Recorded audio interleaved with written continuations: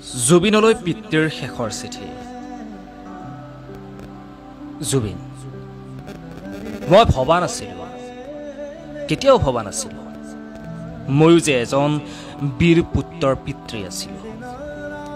তোৰ কৰ্মবোৰ চাই মাজে মাজে গালি দিছিলোঁ। বৰ খং উঠিছিল মোৰ। কিহৰ বাবে এনেকৈ মানুহবোৰ তোৰ ওচৰলৈ আহি থাকে?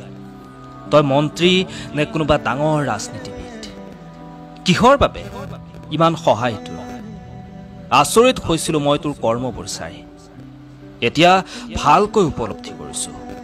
তোৰ গীতৰ প্ৰতিটো শব্দই আজি মোকে নহয়, গোটেই অসমীয়াক কন্দুৱাই আছে। জুবিন, নাতি এটা চোৱাৰ বৰ হেঁপাহ আছিল। তোক মাজে মাজে বুজাইছিলোঁ মই, কিন্তু তোৰ এটাই উত্তৰ আছিল, গোটেই অসমীয়া হেনো তোৰ সন্তান। তই মাজে মাজে কৈছিলি যে তোৰ কোনো জাতি নাই, তোৰ কোনো ধৰ্ম নাই। তেতিয়া মোৰ বৰ খং উঠিছিল। কোনোৱে এই কথাক লৈ ঠাট্টাও কৰিছিল। মই তেতিয়া নিৰুপায় আছিলোঁ।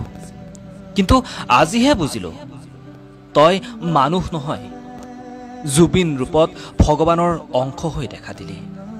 তোৰ মৃত শৰীৰ চাবলৈ আজি প্ৰচণ্ড ৰ'দৰ তলত লাখ লাখ জনতা। বিশ্ব ৰেকৰ্ড হ'ল তোৰ দেহ চোৱা মানুহৰ সংখ্যাৰ। আজি মোৰ উপলব্ধি হৈছে, তই কোৱা সেই কথাটি, গোটেই অসমীয়া হেনো তোৰেই সন্তান।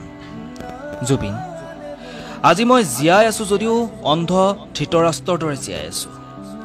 আনে কোৱাবোৰ শুনি গৈছোঁ, নিউজত যি পঢ়িছে তাকেই বিশ্বাস কৰিছোঁ। তোৰ বোলে পানীত ডুবি মৃত্যু হ'ল। তোকনো কিহে পাইছিলোঁ ৰাতি পুৱাই পুৱাই সাগৰলৈ যাবলৈ? সিদ্ধাৰ্থ আৰু শেখৰেও তোক বাধা নিদিলেনে? ঘৰত থাকিলেচোন দিন দুপৰলৈ শুয়ে থাকা, নিশাচৰ প্ৰাণীৰ দৰে গোটেই ৰাতি কাম কৰা আৰু গোটেই দিনটো শুই থাকা। ছিংগাপুৰত বাৰু মনটো কি হ'ল? মই গালি পাৰিলে কেৱল এটাই উত্তৰ আছিল, দেউতা হ'ব, মই মেনেজ কৰি ল'ম। আজি ক'ত মেনেজ হ'লো? নে কোনোবাই তোক মেনেজ কৰিলে? অ বাছা জুবিন, তই যে প্ৰগ্ৰেমৰ পৰা আহিয়েই ৰাতি 2 বজাত হ'লেও মোৰ লগত কথা পাতা, দেউতা দৰৱ খালিনে বুলি। এতিয়াও আহিবিনে শুনাই মোৰ ওচৰলৈ? মই সাৰে থাকিম, কিন্তু মোৰ দৰৱবোৰ শিতানৰ মূৰত থৈ দিম। তই অহালৈ অপেক্ষা কৰি থাকিম। আৰু এটা কথা শুনাচোন, জোনবাই দেশৰ পৰা পাৰিলে মাৰা আৰু জংকীকো লৈ আহিবাচোন। সিহঁতকো চাবলৈ বৰ মন গৈছে। সিহঁতক লগ পালে কৈ দিবি, মই ইয়াত পিতামহ ভীষ্মৰ দৰে সৰসজ্জাত মাথো সূৰ্য উত্তৰায়ণৰ অপেক্ষা কৰি আছোঁ। সেইদিনা ময়ো তহঁতৰ ওচৰলৈ যাম।